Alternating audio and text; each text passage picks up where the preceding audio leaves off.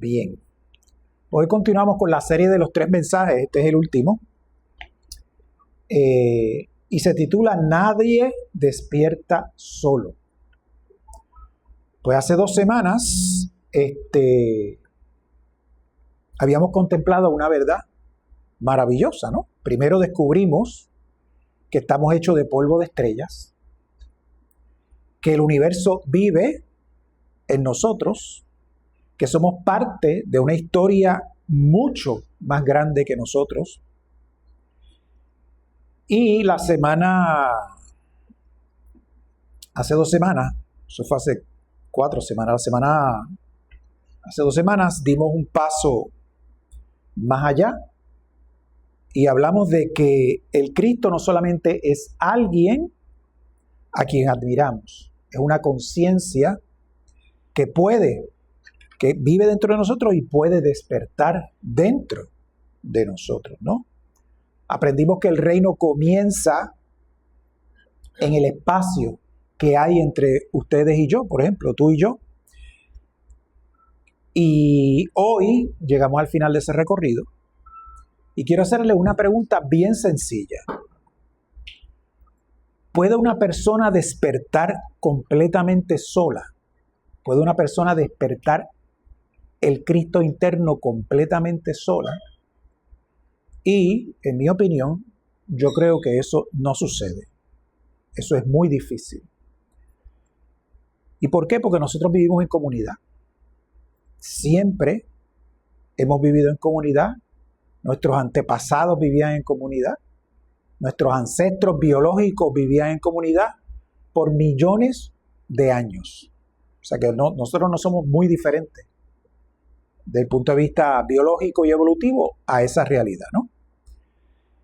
Y la Biblia cuenta precisamente esa historia. Cuando abrimos la Biblia encontramos un montón de personajes, ¿no? Muchos de ellos conocidos por nosotros, otros más oscuritos en términos de memoria, porque son un montón. Pero cuando leemos con atención descubrimos que Dios nunca trabaja con individuos. Él siempre forma comunidades, siempre está en comunidad. Él no llamó a Abraham solamente, formó un pueblo. No llamó a Moisés, formó una nación. Jesús no llamó a Pedro, ni a Juan, ni a María de Magdala. No, Él formó una comunidad. Y Pablo nunca escribió cartas a individuos. Escribió cartas a comunidades, a iglesias que él había fundado a través de todo el Mediterráneo, especialmente aquellas que tenían que ver con los griegos. O sea, que escribió cartas a comunidades. ¿Y por qué? Porque Dios parece saber algo que nosotros hemos olvidado, o olvidamos con frecuencia, y es que la conciencia florece en la relación. Vivimos una cultura que admira al héroe solitario. Véase cualquier película de vaqueros, de guerra, cualquier exponente de la cultura occidental, la mayoría, pues, el héroe solitario, ¿no? Ese es el mito fundacional de la nación a la cual pertenecemos. El hombre que no necesita ayuda, la mujer que puede con todo, el individuo completamente independiente. Pero eso nunca ha sido verdad.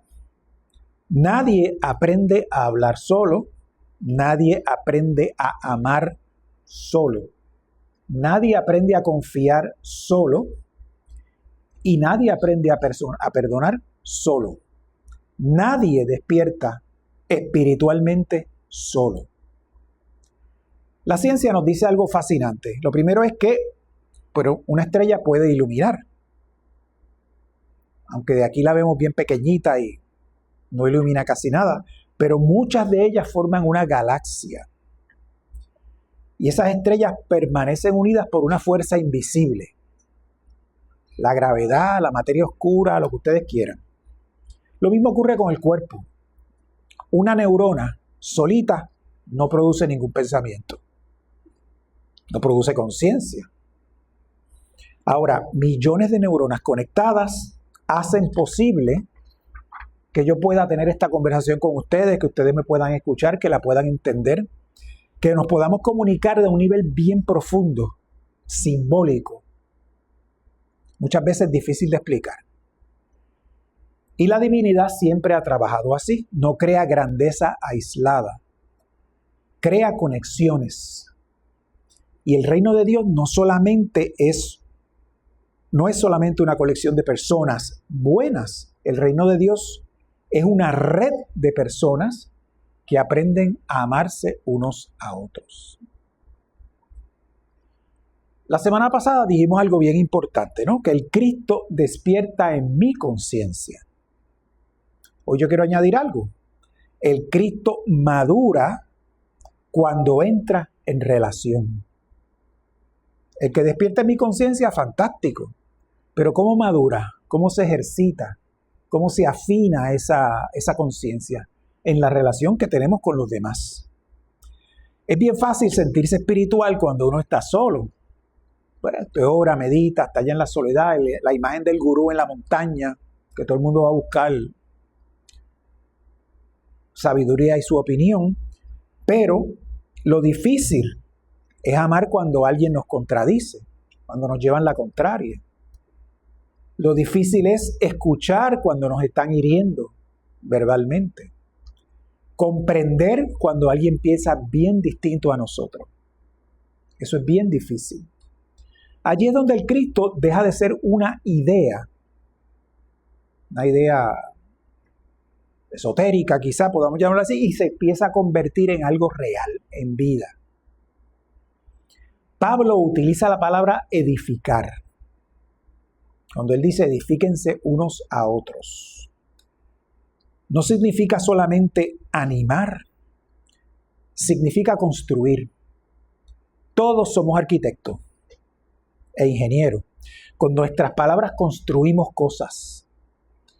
Con nuestras miradas construimos afecto, lo que usted quiera. Con nuestro silencio también construimos. Acuérdese que, como dijo Peter Fillmore, la palabra es de plata y el silencio es de oro. ¿Por qué? Porque uno es esclavo de lo que dice y dueño de lo que calla. Con nuestras publicaciones en las redes sociales construimos. También hacemos eso con las críticas. También estamos construyendo. La pregunta no es si estamos edificando. La pregunta es qué clase de mundo estamos construyendo. ¿En qué clase de mundo queremos vivir mañana? Y vamos a volver a la idea de la semana pasada. Entre ustedes, entre tú y yo existe un espacio. Quedamos en eso la semana pasada, ¿no? Es invisible, es sagrado. Ese es un templo, ese espacio. Allí en ese espacio es donde aparece el reino. Ahora comprendemos algo nuevo. Ese espacio necesita que lo cuiden. Necesita paciencia. Necesita humildad. Necesita verdad, compasión, porque el reino no aparece una vez. El reino tiene que cultivarse. Cada conversación lo fortalece o lo debilita. Es como una fogata. Y muchas veces, fíjense, hace muchos años, montón. Yo creo que yo estaba en la universidad. Yo me leí un libro de un antropólogo que está entrevistando una mujer que se llama Nisa. Y esa mujer es una bosquimana. Los bosquimanos son esos individuos que andan en el desierto del Kalahari, en Namibia, por allí. 4, 5, 10, 15 personas caminando por el desierto, viviendo de lo que el desierto les da. Casi no tienen contacto con otras personas. Pues este individuo está allí entrevistando a Nisa, ¿no? Entonces Nisa está hablando le pregunta sobre las relaciones. Y ella dice que las relaciones son como una fogata. Que tú tienes que cuidarlas para que se mantenga el fuego vivo y produzca. Si tú la descuidas, el fuego se va apagando y lo que quedan son las cenicitas estas blanquitas.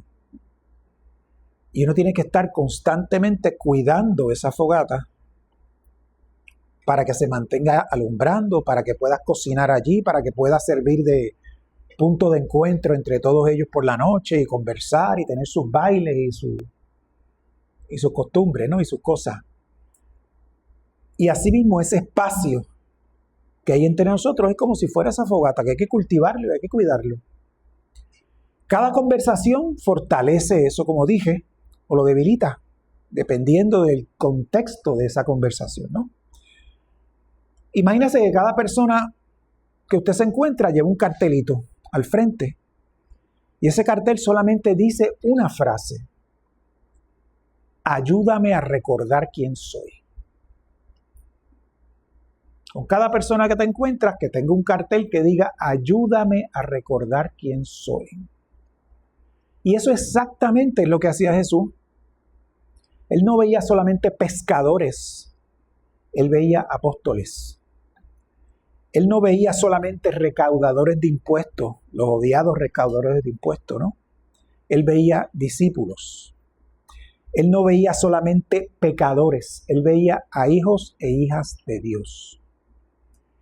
Edificar consiste precisamente en eso. Mirar a las personas desde su posibilidad y no solamente desde lo que son en este momento o que están haciendo en ese momento, o mucho menos en su pasado. Miras a la persona y ves posibilidades. No ves transgresiones pasadas, ni errores pasados, nada de eso. Posibilidades. Hace unas semanas levantamos la mirada hacia las estrellas y descubrimos que pertenecemos al universo, ¿no? La semana pasada miramos hacia nuestro interior y descubrimos que el Cristo vive en nosotros. Y hoy levantamos la mirada hacia el rostro de la otra persona y descubrimos algo todavía mucho más hermoso. El lugar donde Dios quiere hacer visible su creación, su divinidad, lo que sea, es en la relación entre uno con el otro. Allí es donde una persona anima a otra. Allí es donde alguien perdona. Allí es donde alguien escucha. Allí es donde alguien devuelve esperanza. Allí es donde alguien ve la imagen de Dios en quien todos los demás habían dejado de verla. Allí el reino vuelve a nacer. Y quizás el mayor milagro de Dios no sea crear estrellas. Quizás sea crear seres humanos capaces de iluminar la vida de los demás o la vida de otra persona. El universo tardó miles y miles, cientos de millones de años en producir un ser humano capaz de amar conscientemente. No debemos desperdiciar ese milagro. Yo quiero que se vayan con eso ahí, hoy. Ese milagro de nosotros estar aquí y tener esa posibilidad, no debemos desperdiciarlo. Imagínense ustedes todas las cosas que debieron haber pasado para que nosotros estemos aquí hoy. Primero, que las leyes de la física hayan permitido que existiera el universo en que vivimos. Segundo, que nuestro planeta esté en la órbita en que está, a la distancia de la estrella indicada, con una luna que nos protege de muchas cosas, con un campo magnético que no permite que la radiación del sol queme todo esto aquí y no haya vida. Que por millones de años han sucedido un montón de cosas para que se creara la vida, para que esa vida se siguiera reproduciendo y evolucionando. El 99.9% de las especies que han vivido alguna vez en este planeta se extinguieron. O sea que nosotros somos productos de ese 0.1% que sobrevivió y siguió reproduciéndose y siguió reproduciéndose.